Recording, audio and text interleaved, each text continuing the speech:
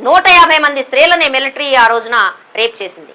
ఏది ఇక్కడ ఈ మిలిటరీ చేసిన పనుల్లో గర్భిణీ స్త్రీలను చేర్చడం, నిలువున తగలబెట్టడం, కాల్చి చంపటం రోజువారీ పనిలో చేశారు. నడిగడ్డ తండ 10 మంది లంబాడీ స్త్రీలని, సూర్యాపేట తాలూకా 10 మంది లంబాడీ స్త్రీలని భర్తల ఎదుటే వాళ్ళు గ్యాంగ్ రేప్ చేశారు.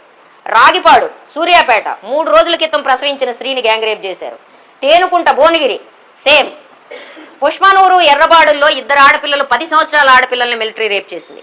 ఇల్లెందు బలపాలలో 20 మందిని, సీమలపాడులో 70 మందిని, జనగామ నర్మెట్ట నంగనూరులో 80 మందిని, నీలాయగూడెంలో 21 మందిని, మునగాల్లో 50 మందిని, ఆంధ్ర ప్రాంతంలో 25 మందిని.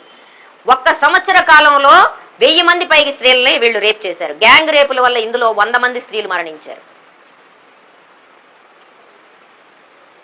ఇనప పట్కారులతో మీరు దళాల యొక్క ఆచూకీ చెప్పండి అని పట్కారులు రొమ్ములకు పట్టించి లాగితే రొమ్ములు సగానికి తెగొచ్చేసిన పరిస్థితులు ఇక్కడ పోలీస్ చేసింది. ఇది విమోచన?